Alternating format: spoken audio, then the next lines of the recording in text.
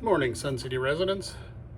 This is Rusty Bradshaw, and I'm here to give you some highlights from yesterday's Recreation Centers of Sun City Board of Directors meeting, in which there were several motions, all but two of which were on their first, well, they were all on their first readings, but two of them had the second readings waived. And I'll start with those. What turned out to be the last motion of the meeting was a motion to select an alternative for the Mountain View renovation project. And what the board did is they had 5 options that were presented by TriARC, and they broke them out individually and voted on them individually. Option 1 had 3 votes for and 6 against. Option 2A had a 9-0 no vote. Option 2B also 9-0 no vote. Option 3 had a 9-0 up vote, and option 4 had an 8-1 down vote. So the board selected option 3, and that would put part of the pickleball area in the lawn bowl space. The mini golf area would stay the same. There would be a new performing arts center space. There would be pool upgrades, and there would be upgrades to the fitness center. As drawn out preliminary, this plan would also have 13 pickleball courts and 2 tennis courts there. This option had an estimated cost of $38.4 million. And right now, the board has set aside $28 million for the Mountain View project. And the preservation and improvement fee, or improvement fund,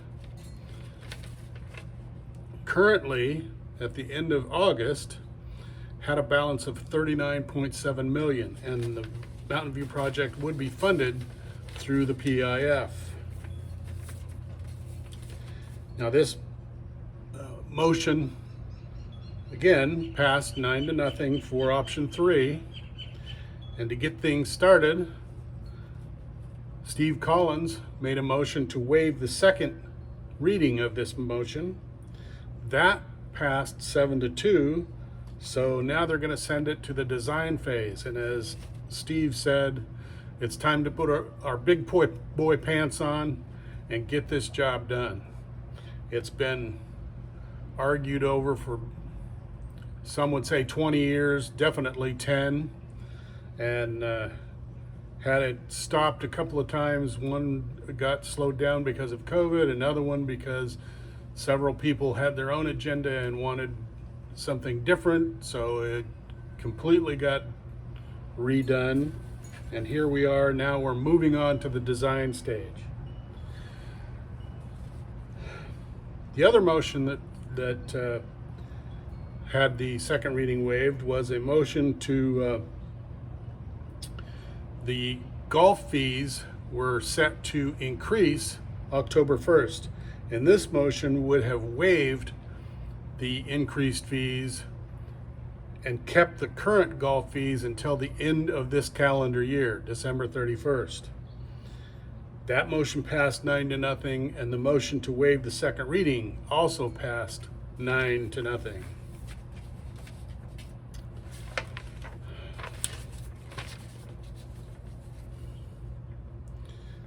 There was also a motion to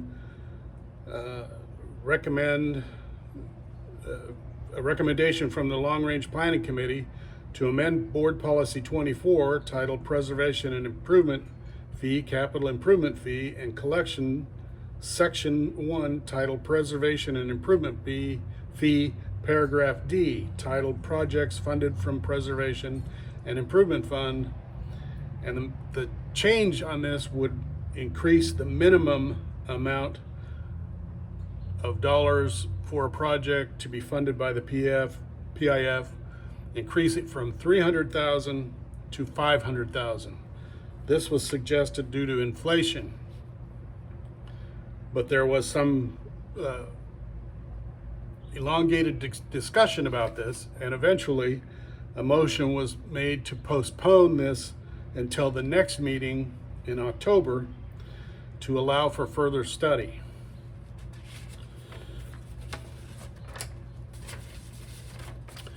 Okay, there was also a motion that the LRP be included in discussions on golf course water use projects, but this was pulled by Director Jim Ruff because he'd already talked to staff and they had already agreed to include the LRP in those discussions. So that motion was pulled.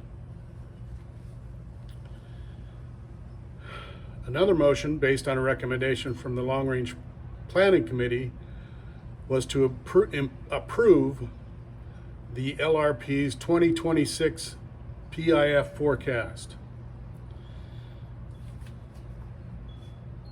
There was an amendment to this to redo the chart for fees because some of the projects had components of them broken out into different line items, and it made it difficult to understand how much was there for each project. Plus, they wanted to avoid having components being pulled from there because they did not qualify for PIF. So an amendment was made that the components just be included in the main project line item. That amendment passed 9-0, and then the motion was approved 9-0. Now that was a first reading. That will go on to the next meeting for its second reading. And based on a recommendation by the Golf Advisory Committee to amend Policy 17, Board Policy 17, and remove the sections titled Enforcement of Rules and Regulations and Fines and Suspensions, which refer to the Ranger Program, and have the conduct of the Ranger Program be assigned to the Director of Golf. This motion was approved 9-0.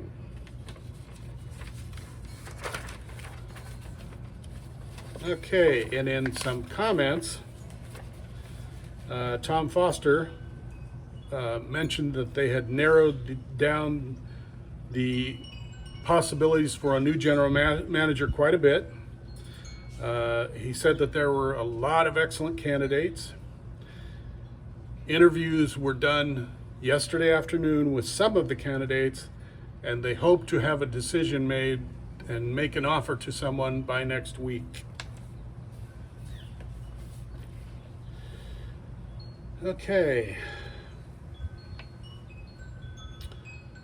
And I think that's pretty much the highlights from the meeting. There were some comments related to the motions, but I've given you the results of those motions, and the entire meeting, if you want to watch the entire 2.5-hour meeting, you can find it on the RCSC YouTube channel. And that is it for today, and thank you very much for watching.